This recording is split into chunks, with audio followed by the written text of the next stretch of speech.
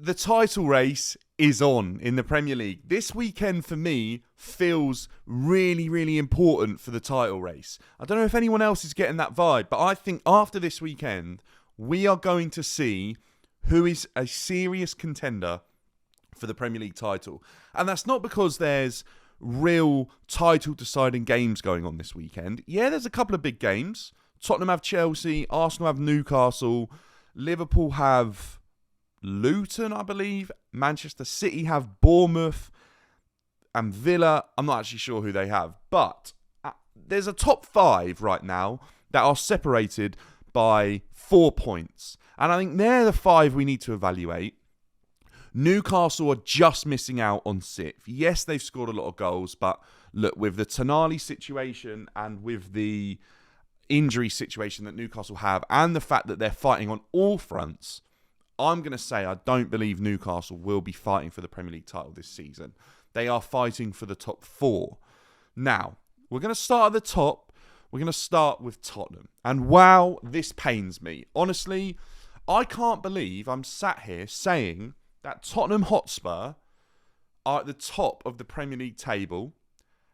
And the worst thing about it is they actually look like serious title contenders.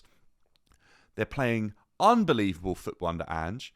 When Harry Kane left, and I look back at my prediction from the beginning of the season, I said they will finish towards mid-table. I think I said between 7th or 9th, something like that. I honestly worried and was so pessimistic as to where they would finish by losing Harry Kane. It was so many goals to disappear out the side. The way they have completely transformed under Ange, they are winning games they even don't deserve to win, which is the most least Spursy thing possible. They are playing great football. They're fantastic to watch. I love watching James Maddison. He's fantastic. I know we've said before that he's a good player. He's struggled with injuries, yes. Tottenham better hope they don't lose into injury, but he's been very, very good. The big question is, can Tottenham win the league? Now, I'm going to update my prediction for them, and it's a very grey, rough prediction. I think they can finish in the top 3 for definite now, and I know that's so easy to say, but injuries worry me with Tottenham. I still think their squad is a little bit shallow. I still don't think they have an out-and-out striker, but the way Son's playing it, they basically do. He's scoring enough goals to be considered one of the better strikers in the league, which is very, very interesting because it makes you wonder how good. He's always been pushed out towards the left, but maybe him and Harry could have played as a 2. It kind of makes you think about that. But anyway, that's future. That's past. This is the future. What are we looking at with Tottenham? They got a massive game this weekend against Chelsea. And I know in terms of the table, they're like 10 places different. It couldn't be further apart. But this is a massive game for Tottenham.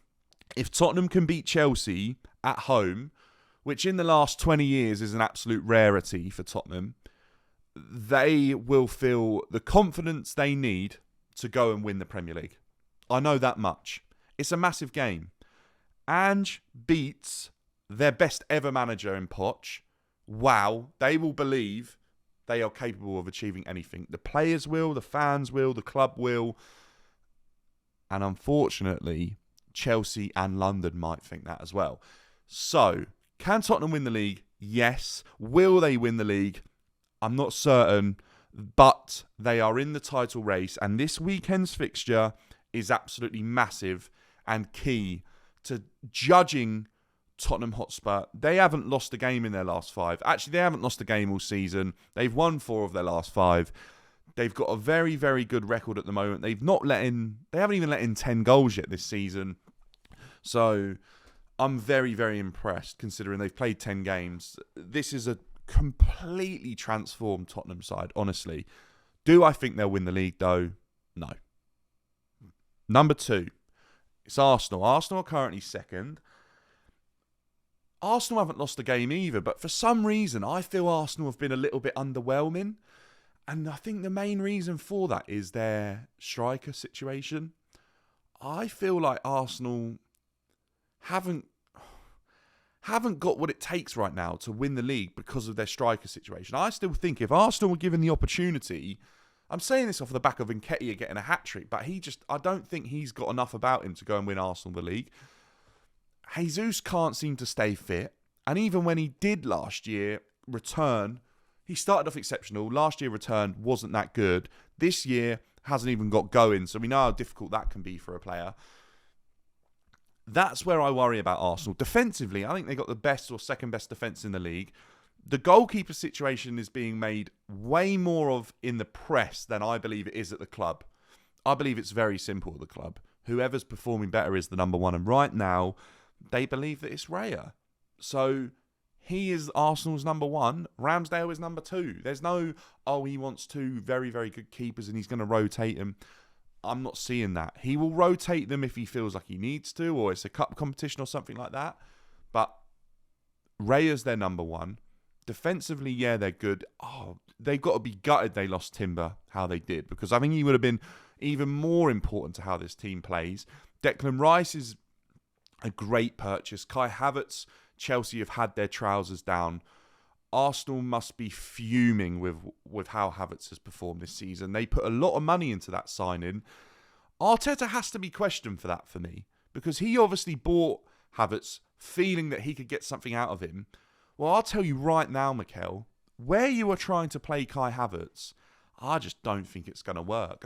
I've watched a lot of Havertz before he was at Chelsea, and now.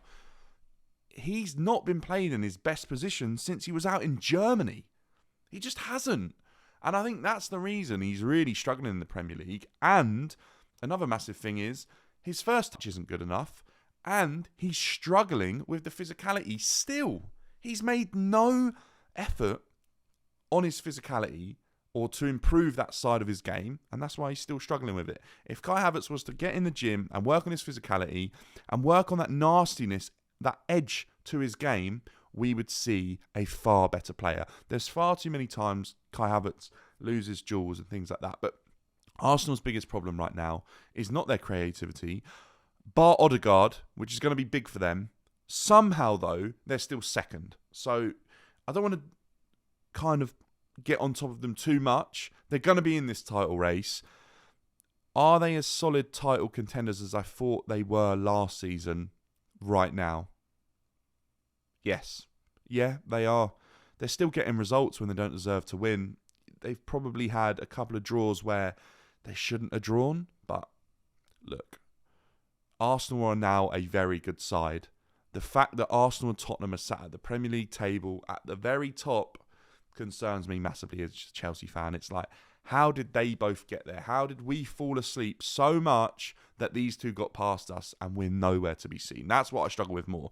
Anyway, we're not here to talk about Chelsea at the moment. Third in the league, Manchester City. Man City are the best defensive team in the league.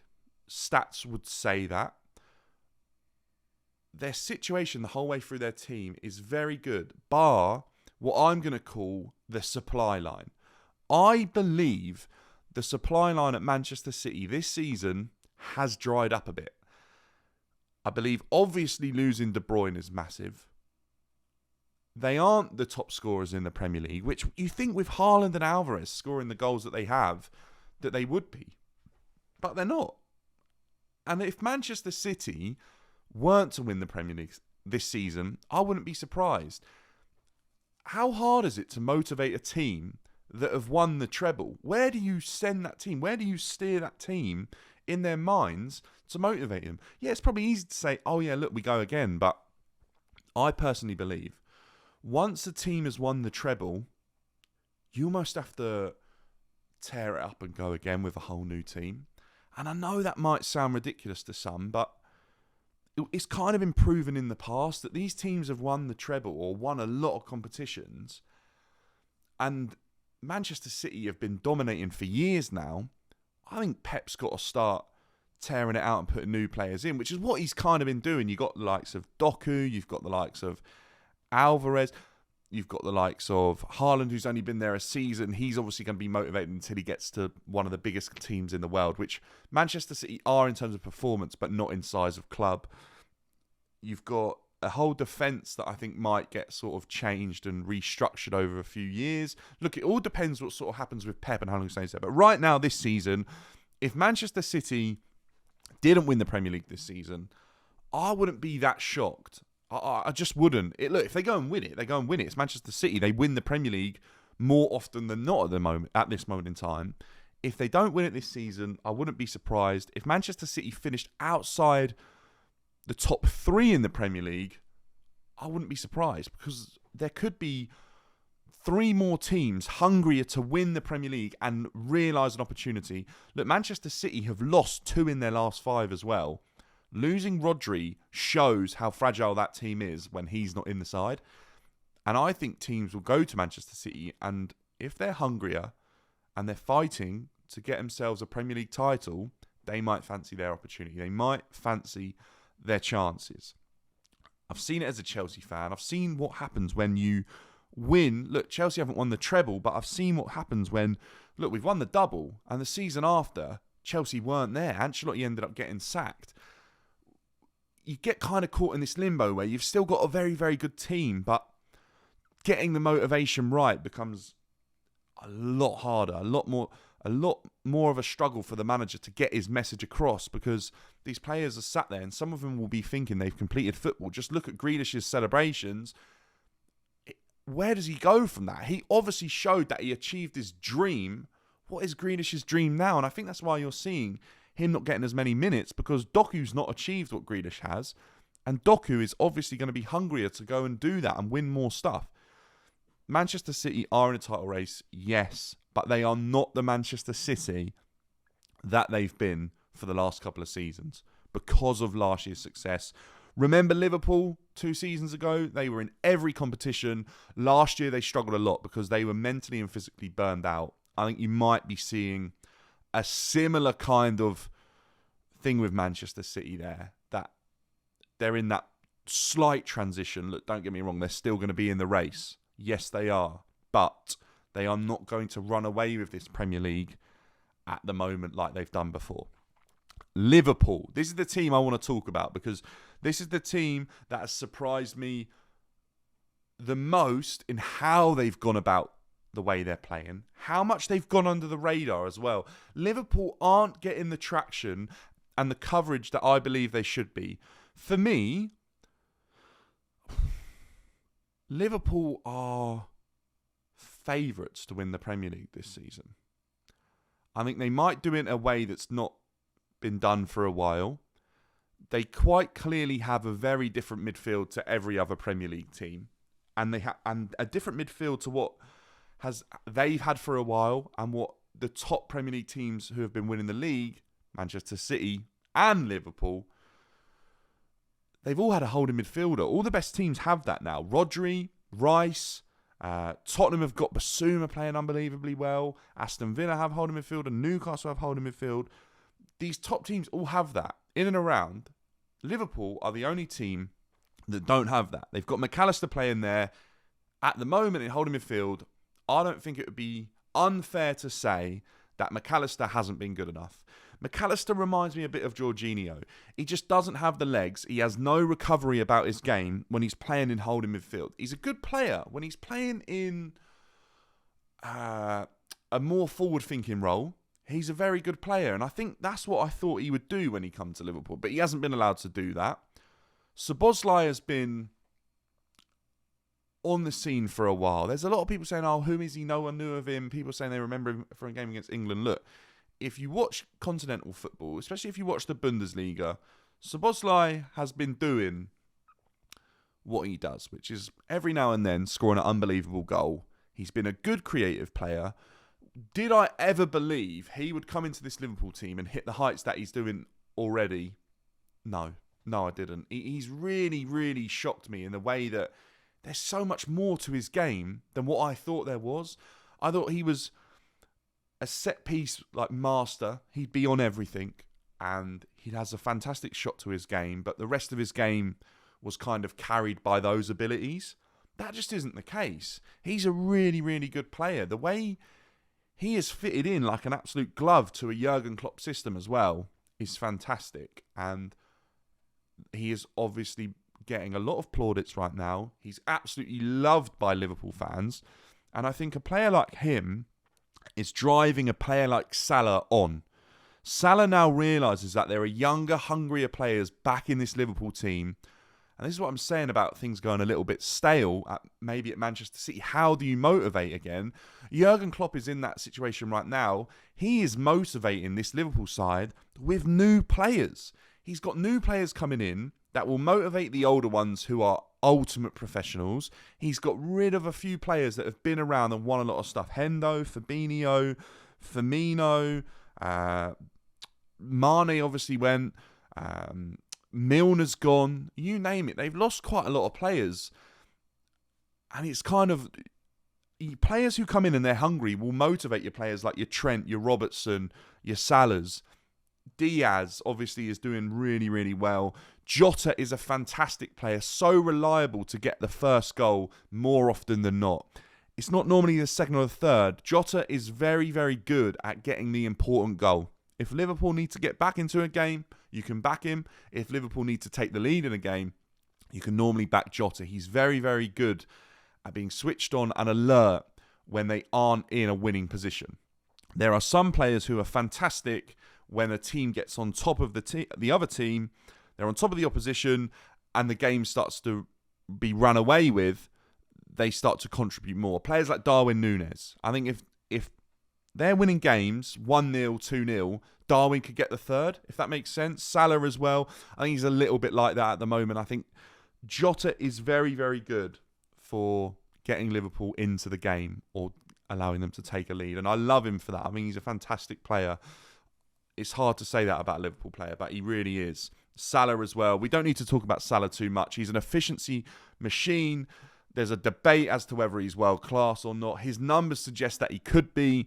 There are things that I think he lacks in his game, but the numbers he puts up are good enough to win your team competitions, trophies, titles, you name it. Liverpool are in this race and could even be considered favourites. Aston Villa are there in and around at the moment. Unai Emery has done a very good job, but they won't be in the title race. I'm not even sure if Unai Emery will be at Aston Villa come the end of the season, because look, the way things are going at teams like Manchester United, how can you not be looking at Unai Emery? This guy gets fantastic results from teams. The only thing is they need to buy into him, and he's kind of shown when he went to Arsenal before and maybe even PSG that the top players don't buy into his ideas and the pressure gets to him. When he's allowed time, look what he achieves. I genuinely think that Unai Emery is a great manager. He'd be very, very good at a lot of clubs, and I think there'll be eyes on him. He's been... wow. I mean, the turnaround in Aston Villa is just exceptional. He deserves all the plaudits he's getting. Yes, they are probably favourites to go and win their European competition. Yes, they are fighting for the top four. Although their points suggest they're not that far off the top, they won't be in the title race. And that kind of sums it up for me. There's a couple of big games to look at this weekend, like I said. There's Arsenal-Newcastle, which kind of will show what Arsenal are made of. Tottenham-Chelsea will do exactly the same. Liverpool and Manchester City have almost guaranteed wins. And Aston Villa, I mean, look, Aston Villa haven't lost in their last 5 as well. And they are playing, I don't know who, they're playing Forest, which is obviously a tougher game, I would say, for them than it is for the likes of Manchester City's fixture and the likes of Liverpool's fixture.